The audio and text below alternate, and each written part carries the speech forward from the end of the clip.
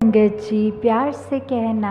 धन निरंकार जी कि ये निरंकार, ये परमात्मा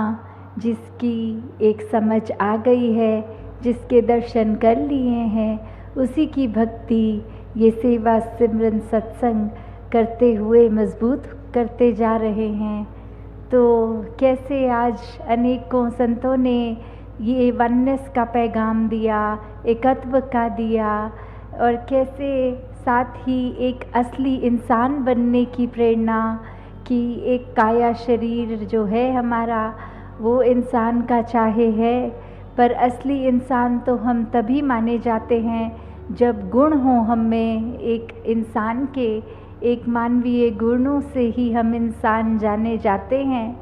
और जहाँ मानवीय गुणों की बात हुई वहीं ये चेतनता की भी बात हुई कि कैसे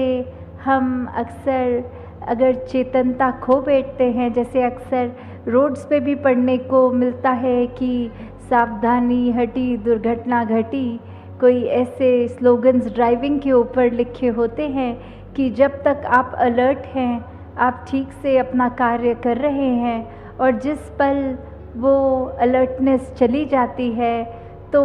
फिर एक नुकसान हो जाता है। तो कैसे जीते जी अगर हम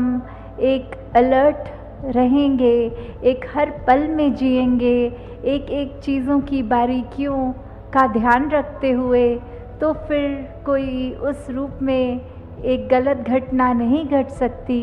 कैसे हम हर समय अगर एक कहानी के उदाहरण से भी ये समझें कि अगर दो दोस्त एक साथ थे स्कूल में और आगे चल के किसी ने तो बहुत कमाई करके इतना अपना एम्पायर बना लिया,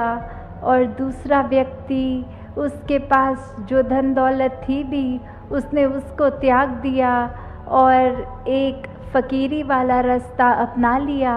और कुछ सालों बाद जब दोनों को पता चला हम एक ही शहर में हैं, तो जो बिजनेसमैन बन गया था तो उसने अपना घर एक महल के प्रकार का जो था उसको एकदम नया सा वाइट वॉश करके पूरा एक इतनी सुंदरता से सजा दिया कि मेरा मित्र इतने समय बाद मिलेगा तो उसको मैं अपनी अमीरी दिखाऊं। तो वो एक गर्मियों के दिन, कोई बरसात के दिन भी नहीं थे, फिर भी जब वो फ़कीर रूप में दोस्त प्रवेश किया तो वो बहुत ही कीचड़ से भरे पाँव, जगह जगह वो घर गंदा हो रहा है, कारपेट गंदा हो रहा है। तो कैसे एक जब पूछा गया कि बाहर तो वर्षा भी नहीं हुई तो ये कीचड़ कैसे, तो वो दोस्त समझा रहा है कि जहाँ आप अपनी अमीरी का प्रमाण दे रहे हो वहाँ मैं अपनी फ़कीरी का दे रहा हूँ। तो ये बात जैसे ही हुई तो वो वाले दोस्त ने जिसने घर पे न्योता दिया था उसने ये समझाया कि अब तो ये लग रहा है चाहे हम स्कूल के समय से इतने बड़े हो गए हैं पर मैं भी कहीं नहीं पहुंचा, तुम भी कहीं नहीं पहुंचे, क्योंकि मैं अपने पॉइंट ऑफ व्यू में, अपने दिखावे में एक इतना कि यही दिखे, एक आँखों में चमक दिखे, एक उपलब्धि नज़र आए, और वहीं तुम चाहे धन दौलत का तो तुमने इस रूप से एक उसको छोड़ दिया, पर मन में उस चीज़ का अभिमान लिए हुए हो कि मेरे जैसा तो कोई दानी नहीं है, मेरे जैसा तो कोई नेक इंसान नहीं है। वो तुमने पकड़ी रखी और मैंने ये पकड़ा रखा। तो अक्सर जहाँ वही बात अगर चेतनता की देखें कि अगर जो उपलब्धियां हैं मुबारक हैं, पर उसका हम इस्तेमाल कैसे कर रहे हैं, क्या ये धन दौलत को हम एक परोपकार में लगा रहे हैं या किसी के नुकसान करने के लिए यूज़ कर रहे हैं। और उसी तरह अगर किसी की सेवा करके कुछ दान भी हो रहा है या सब कुछ भी अपना जो जमा पूंजी अगर किसी रूप में एक सेवा हो गई, तो क्या वो देने का अहंकार मन में तो नहीं आ रहा कि अगर हमने कहीं पहुंचना है, जैसे अक्सर सत्संग में अनेकों बार सबने सुनना है ये बात कि कहा जाता है कि हर चलना पहुंचना नहीं होता। जैसे एक डेस्टिनेशन है वहाँ पहुँचना है, जिस जगह, जिस शहर, तो वो रास्ता सही अपनाना पड़ेगा। नहीं तो अपने घर से भले निकल गए, पर वहाँ तभी पहुँचना संभव होगा जब सही मार्ग पे होंगे, सही रास्ते पे होंगे। और अगर इसी बात को आध्यात्मिकता से हम जोड़ें कि हम अभी भी ठहरे हुए हैं या स्पिरिचुअली ग्रो कर रहे हैं, तो उसका एक प्रमाण साफ साफ हर एक, क्योंकि हर कोई अपने अंदर का अंतर्यामी है, तो अपना तो हर एक को पता है कि हम क्या चाहते हैं। क्या हम जब इस निराकार से जुड़ गए तो ये मन अरदास कर रहा है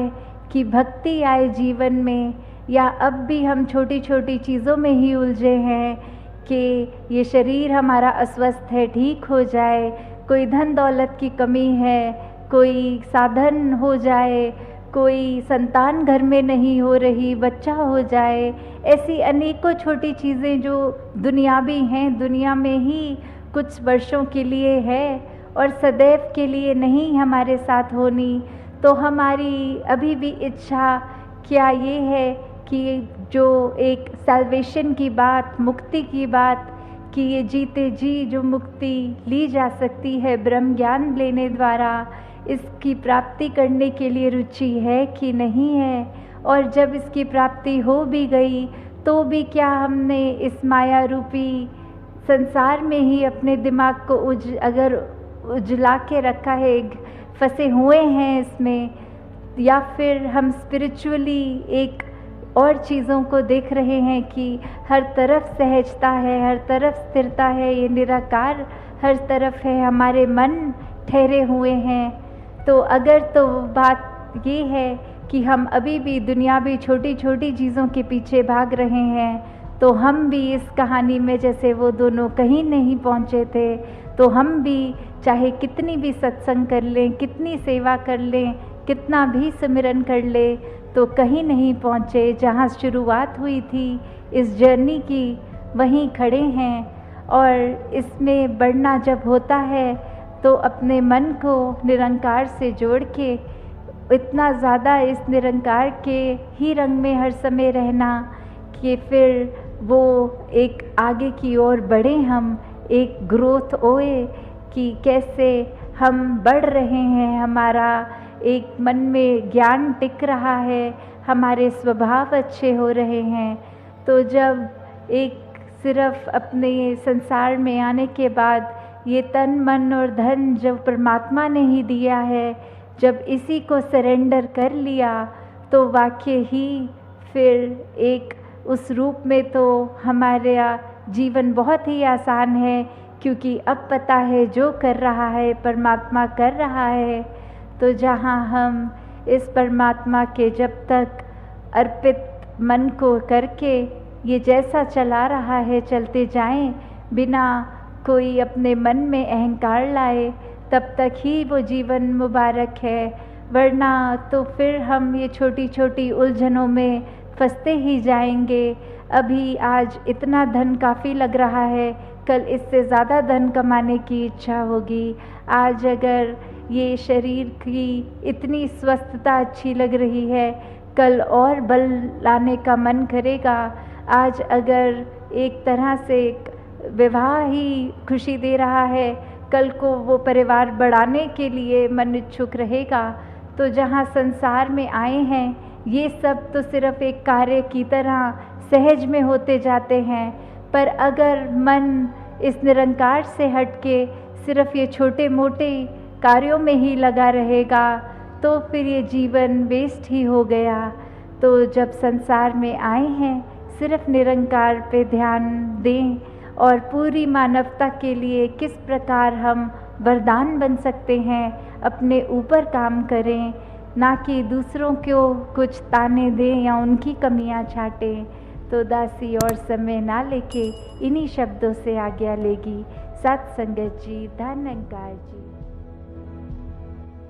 बोल सतगुरु माता सुदीक्षा सविंदर हरदेव जी महाराज जी की जय। सतगुरु के प्यारे प्यार से कहना जी, धन निरंकार जी।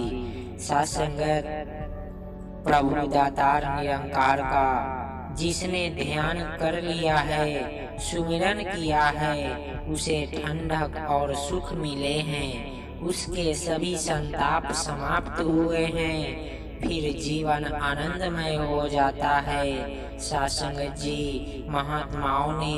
तभी कहा है, भजो गोविंद भूल मत जाओ,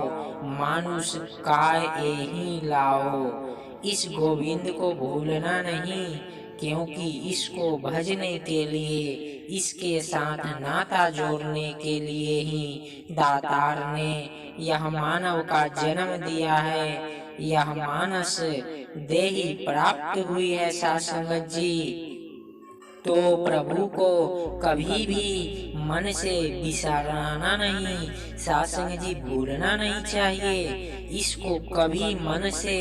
भूलाना नहीं है। इसकी याद जिसको बनी रहती है सासंगत जी, उसकी तुद चित आवे, महा आनंदा की स्थिति हो जाती है। यानी हे दातार, अगर तेरा ध्यान मन में लगा रहता है तो हमेशा ऐसा महान आनंद प्राप्त होता है, ऐसा महान सुख प्राप्त होता है कि दुनिया भर की वस्तुएं पदार्थ मिल जाए पर भी वैसा सुख नहीं मिलता। सासंग जी प्यार से कहना जी, धन निरंकार जी। ज्ञानदीप निरंकारी YouTube चैनल में आपका स्वागत है। दास आप सभी महापुरुषों के पावन पवित्र चरणों